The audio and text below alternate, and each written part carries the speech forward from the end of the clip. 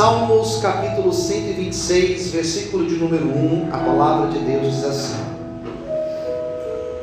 quando o Senhor restaurou a sorte de Sião,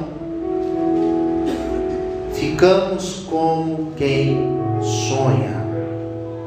Essa frase é muito bonita. Ficamos como quem sonha.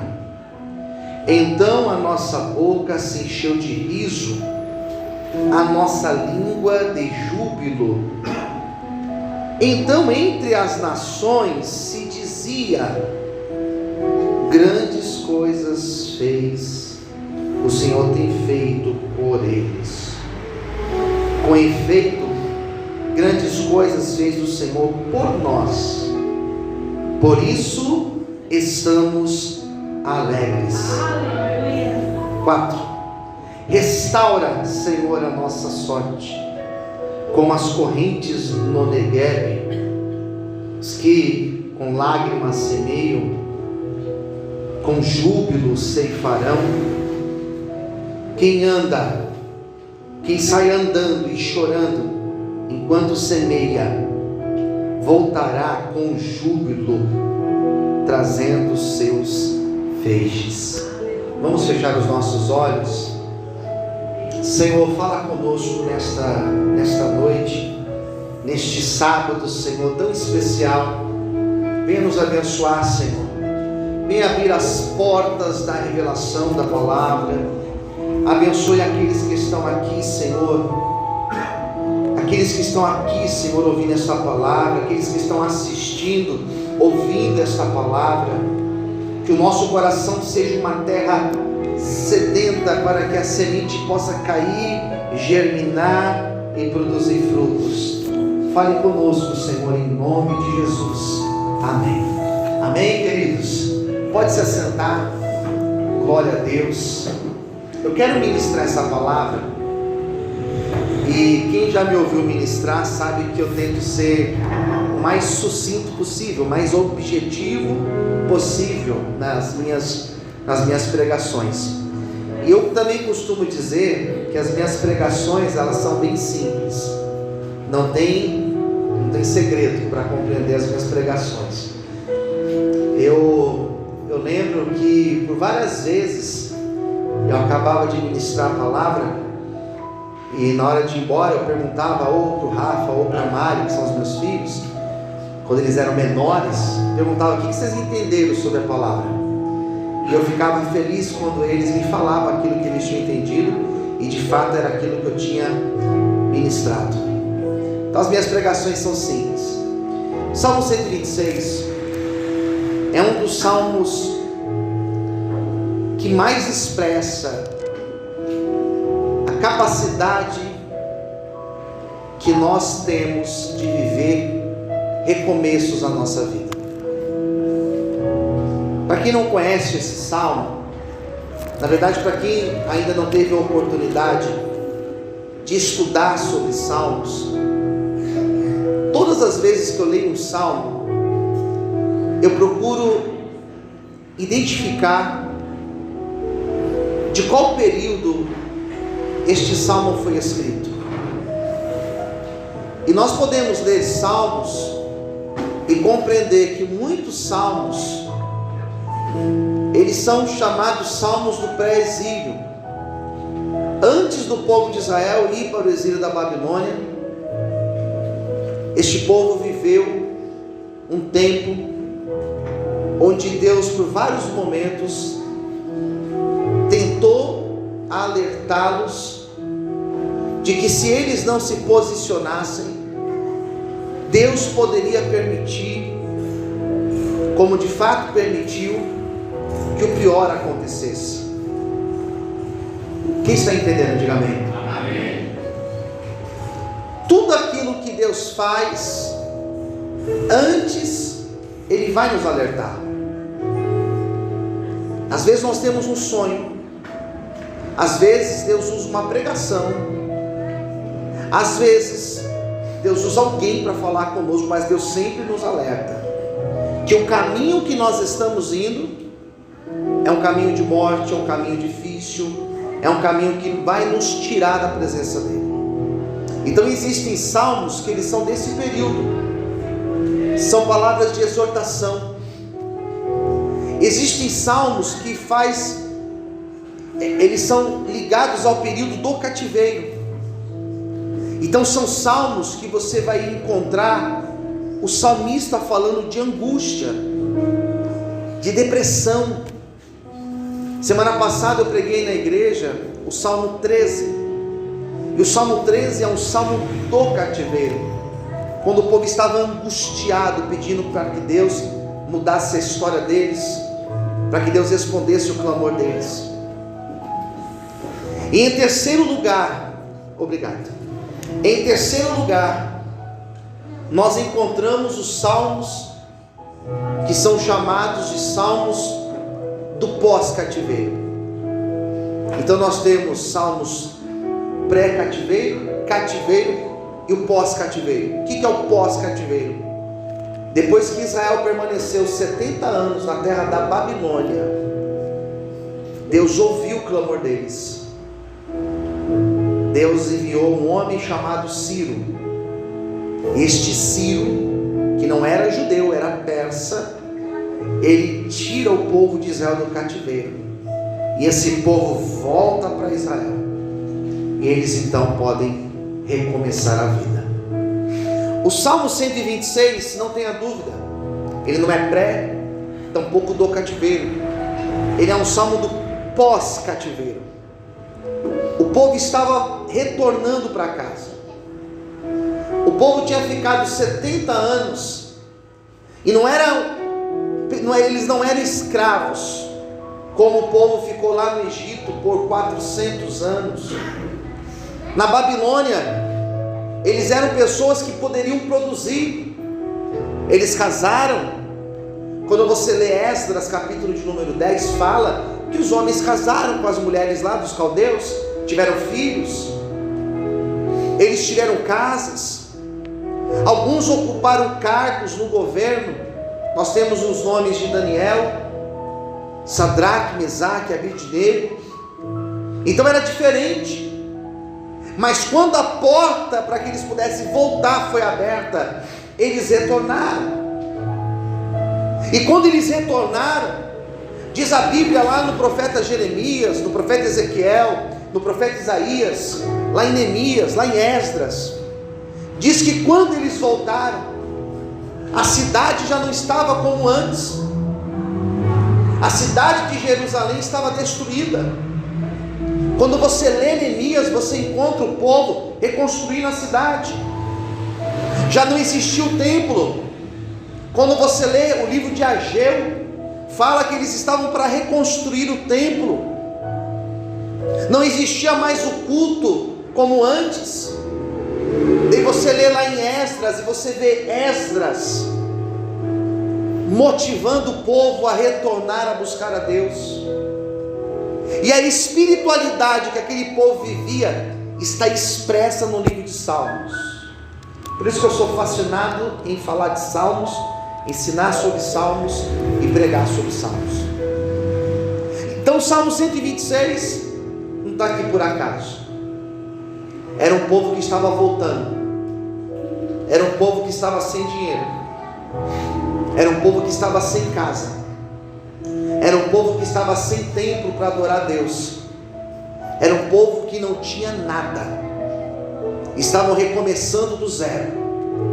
Imagine só a cidade de Petrópolis, depois que eles foram devastados pelas chuvas de alguns meses atrás, eles precisando recomeçar. Tente imaginar a população de Brumadinho, que alguns anos atrás tiveram as suas casas destruídas, quando aquela barragem rompeu, eles precisavam recomeçar. Exatamente isso. Então aquele povo volta para recomeçar, e não é fácil recomeçar. É mais fácil você começar algo do que você recomeçar. É mais fácil começar do zero do que recomeçar algo. Esta igreja, ela não está começando. Esta igreja, pastora Rose, ela está recomeçando. Não é fácil. Não é fácil recomeçar. Essa igreja era em Taipas. Depois foi para Damasceno, agora está aqui. Não é fácil recomeço.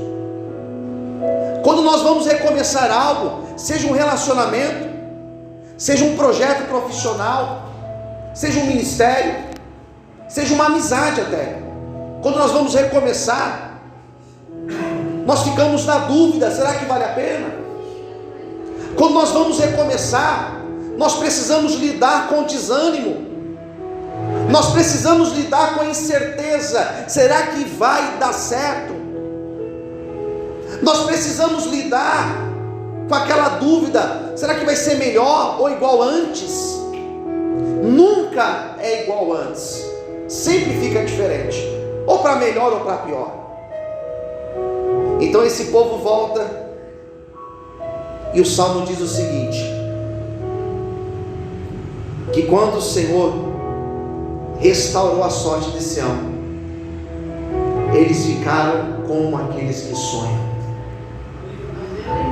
E quando eu leio este salmo, Deus toca no meu coração que Ele é um Deus que realiza sonhos. Ele é um Deus que coloca sonhos no nosso coração. Ele é Deus que nos motiva a ter sonhos. O grande problema não é no poder de Deus, o problema está na nossa capacidade de sonhar. O problema não está na grandeza de Deus, porque Deus, Ele continua sendo grande, e Ele continua fazendo grandes coisas, Ele continua enviando a provisão, Ele continua levantando um corvo para trazer alimento, Ele continua enviando alimento no deserto, Ele continua enviando a água para sair da rocha.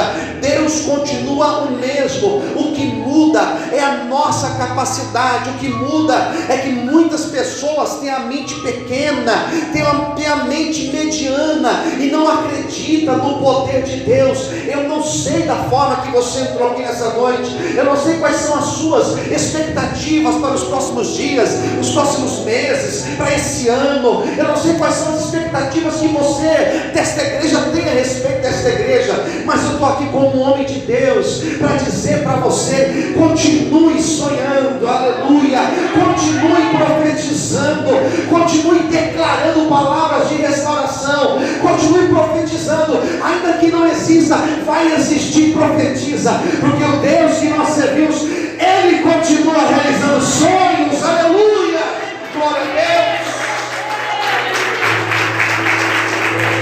Você pode aplaudir o Senhor por isso? Glória a Deus. Sabe o que eu tenho visto? Eu tenho vivido coisas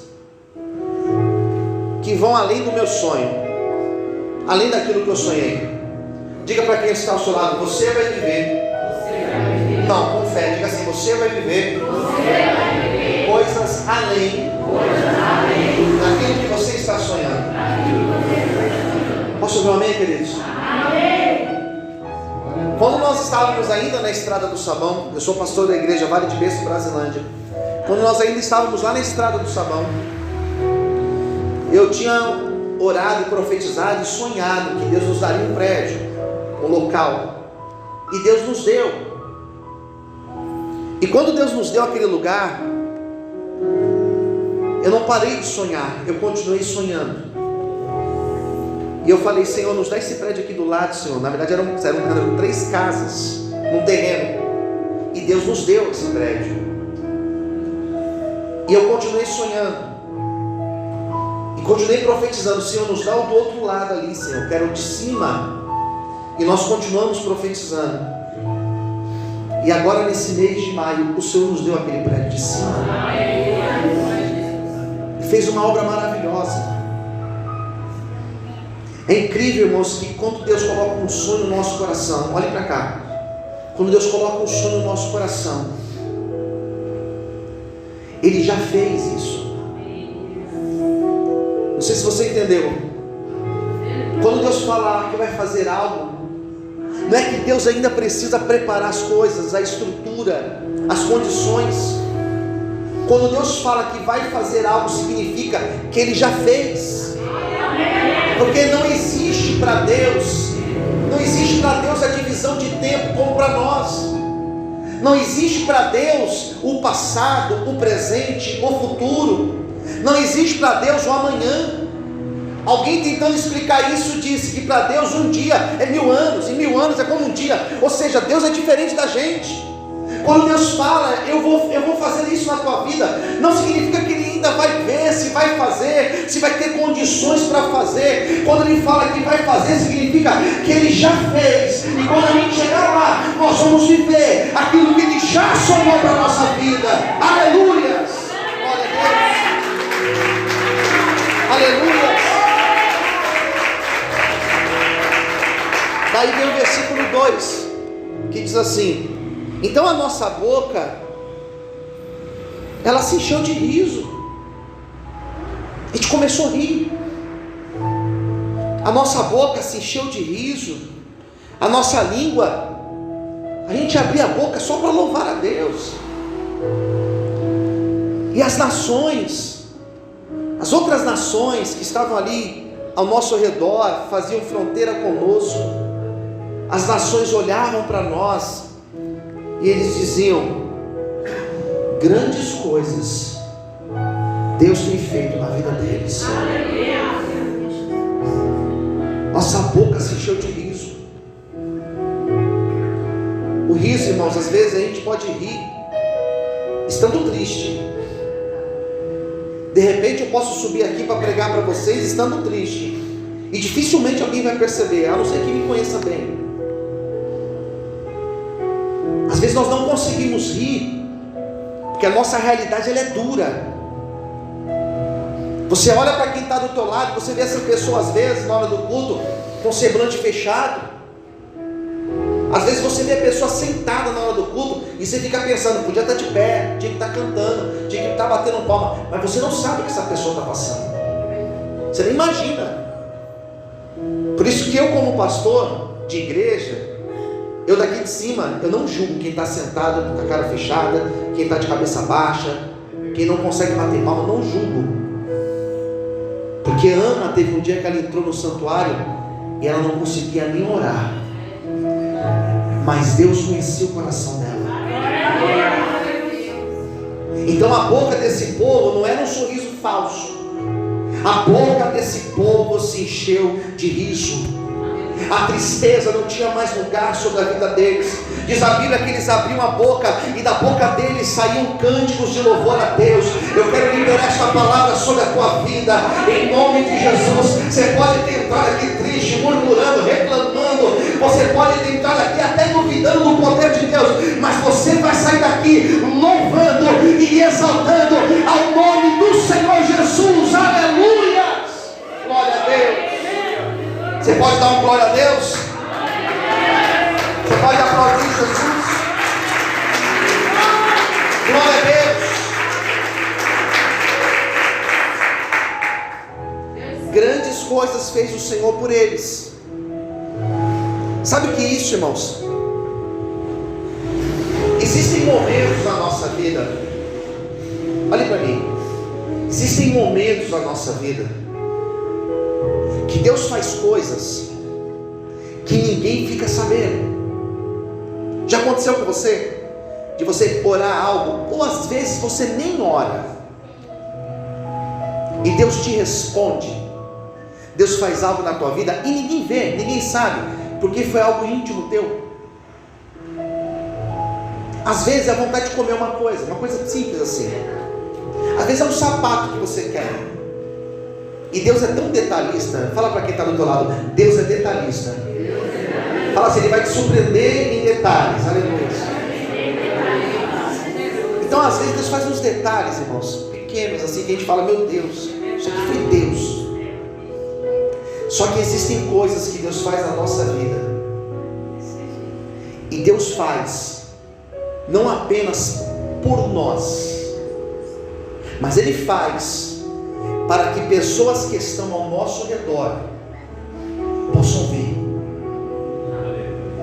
Deus mostra que Ele existe para muitas pessoas através da nossa vida.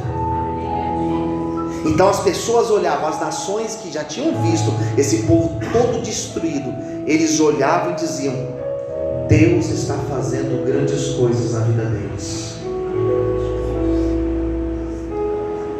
Quando Deus faz grandes coisas na nossa vida, o nome dele é exaltado e glorificado.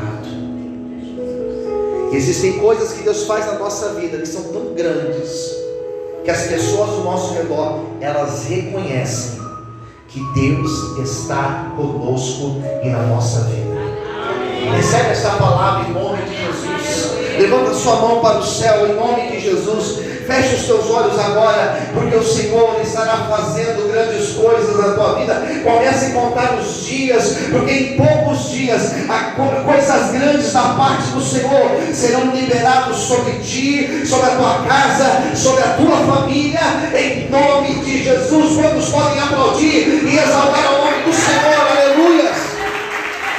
Glória a Deus. Amém? Daí vem o versículo 3. Agora é o povo dizendo: com efeito, por causa disso, grandes coisas fez o Senhor por nós, e é por isso que nós estamos alegres. Existe um processo que nós passamos, que é um processo de oração, de busca, que é um processo que dói às vezes. Existe o antes da bênção. Só que depois que Deus faz, nem todos são gratos a Deus. Tem gente que nem volta mais para a igreja. Quem concorda? Diga amém. É verdade? Só que esse povo, depois que Deus fez as grandes coisas, eles permaneceram louvando e exaltando o nome do Senhor. Eu acho isso daqui interessante, porque às vezes Deus quer fazer coisas maiores na nossa vida, e nós somos o impedimento para Deus fazer as coisas maiores na nossa vida. Eu percebo que às vezes Deus quer fazer grandes coisas, só que Deus conhece o nosso coração. Então existem processos que nós passamos, que são processos onde Deus ele vai te preparando, Ele vai me preparando. Aquilo que eu estou esperando, o que você está esperando, Deus já poderia ter feito. É ou não é verdade? Mas por que Deus não fez? Porque Deus conhece. Deus sabe do nosso coração. Deus sabe que se Ele fizesse, nós vamos louvar o nome dEle. Deus sabe se Ele fizer, nós vamos permanecer aqui, no caminho dEle. Então quando Deus fez, esse povo falou: foi Deus, grandes coisas, não fomos nós. Tudo que aconteceu, tudo que está acontecendo é sinal que a mão de Deus está sobre a nossa vida. Deixa eu te dar um conselho. Quando as coisas começarem a dar certo para você, olhe para mim, quando as coisas começarem a dar certo para você, quando as coisas começarem a engatar na tua vida, quando os projetos começarem a fluir, continue louvando a Deus, continue simples, continue na igreja, continue sendo fiel a Deus, para que coisas maiores Ele possa fazer na tua vida, em nome de Jesus. Aleluia! Vamos aplaudir o Senhor. Glória a Deus. Daí vem o versículo 4, que eu vou te explicar um negócio. Restaura, Senhor, a nossa sorte. Fala para o seu amigo do lado: Deus está restaurando a tua sorte. Ele fala assim: restaura, Senhor, a nossa sorte, como as torrentes do Negueb. São duas coisas aqui que a gente poderia falar muito. Restaurar a sorte.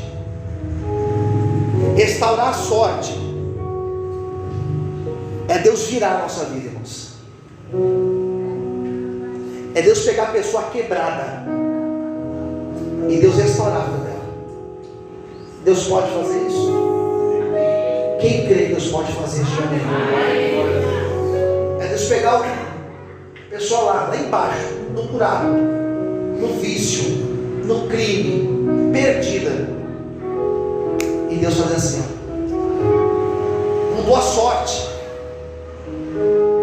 Estou tentando aqui, pastor, estou tentando, mas não está indo. De repente Deus faz assim, de repente há uma ligação. Eu acredito nesse Deus. Que alguém pode chegar para você e falar assim, não sei porquê, mas eu vou te ajudar. Vou começar a comprar de você a partir de agora. Eu não sei porquê, mas eu vou começar a abençoar a tua vida. Eu não sei porquê, não sei o que aconteceu, mas a partir de agora eu quero te ajudar naquilo que você precisa.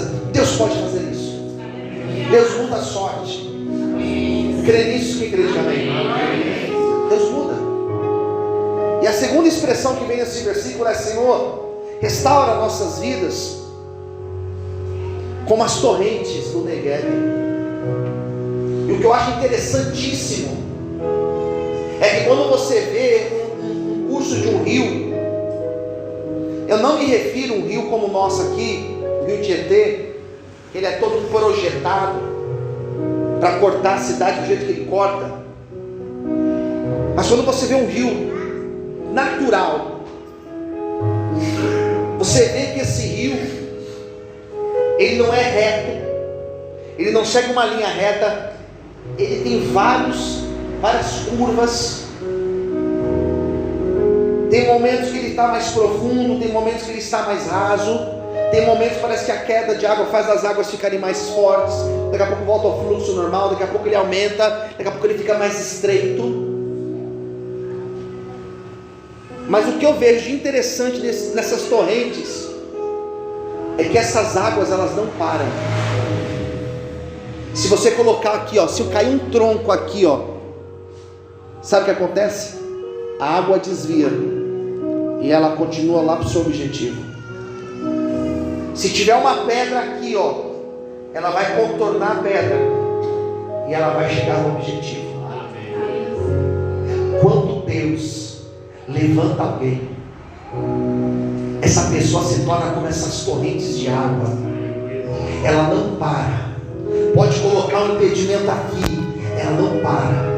Pode acontecer a decepção aqui, ela não para. Pode fechar a porta aqui, ela não para. Pode vir um obstáculo aqui, pode vir uma oposição daqui, essa pessoa não para. Ela pode ficar doente, ela pode ficar de cama, ela continua adorando e exaltando o nome de Deus. Ela pode perder emprego, ela pode perder carro, ela pode perder família, ela pode perder um ente querido, e ela continua adorando a Deus, ela continua firme no propósito, porque o objetivo dela não está aqui, o objetivo dela está lá, está na presença de Deus. E é por isso que, em nome de Jesus, você não vai parar, você vai continuar e vai chegar no objetivo que Deus tem para a tua vida. Aleluia. Glória a Deus. Aplaudir Jesus.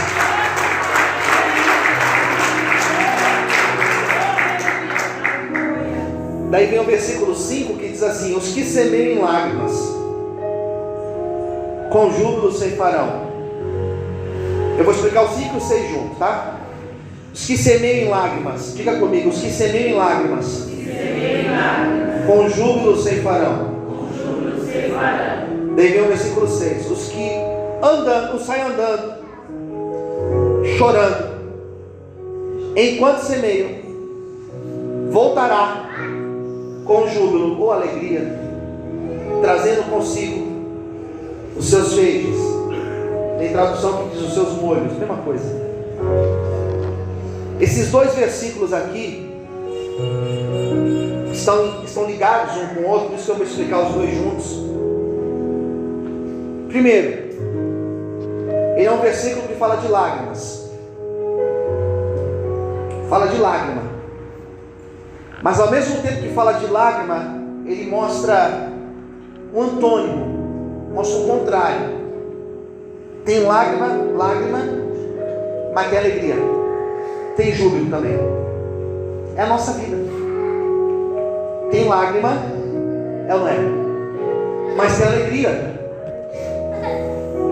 Às vezes a pessoa fala assim: meu dia foi um dia difícil, meu dia foi péssimo. Não é que o dia foi péssimo, aconteceu alguma coisa, 5 minutos, mas a pessoa fala: meu dia foi péssimo. Na verdade não foi.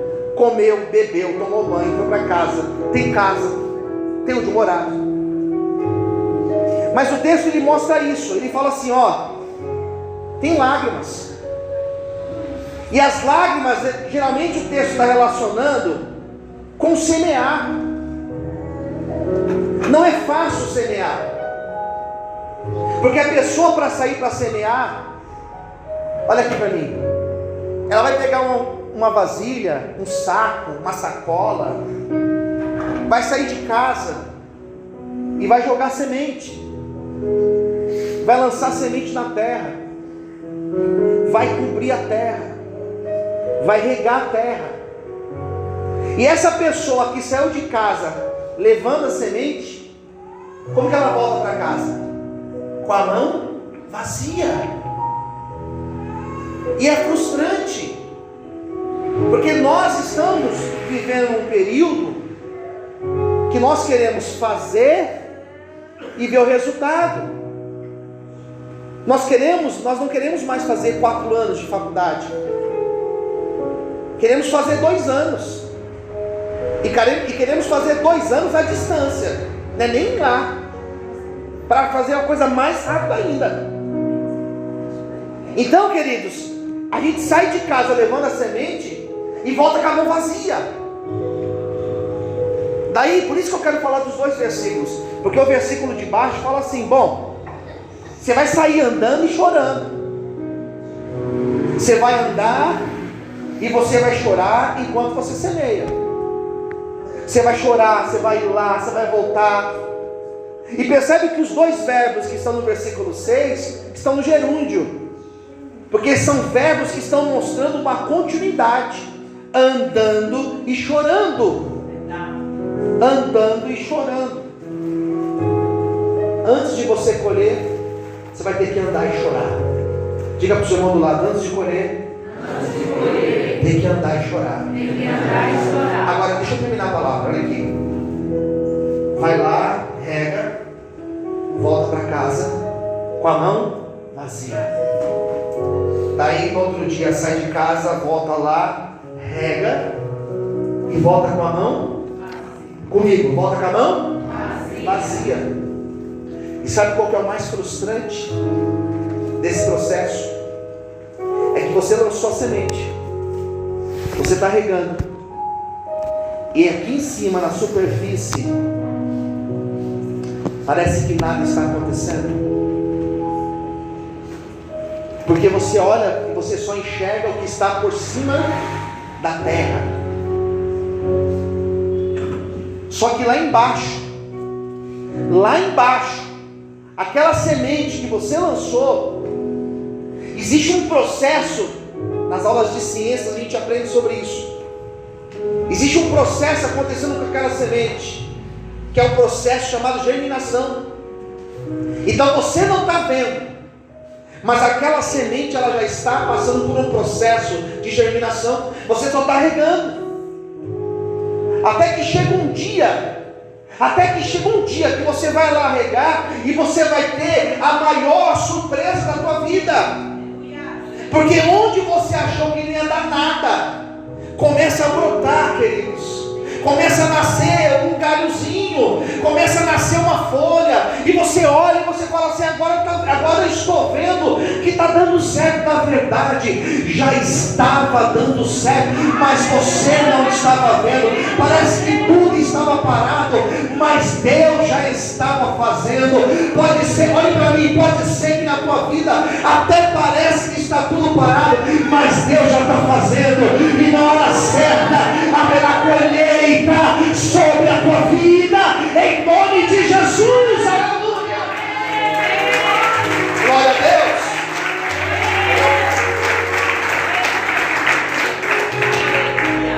Andando, chorando, enquanto semeia, vai voltar com alegria, trazendo consigo os seus feixes.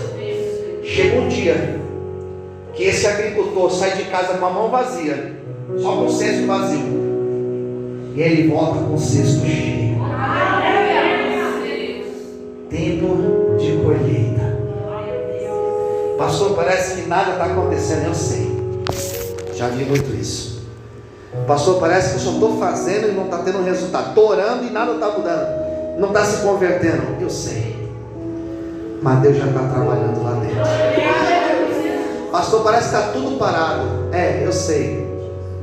Mas Deus já está agindo na tua vida. Você crê nisso? Pastor, parece que não vou colher. Vai colher. Porque o dono da seara é Deus, queridos. Eu fui e voltei várias vezes. E voltava com a mão vazia. E hoje eu estou colhendo coisas. Você vai colher. Fala para o seu irmão do lado, você vai colher. Amém. Eu quero fazer uma oração. Eu quero te convidar para ficar de pé agora.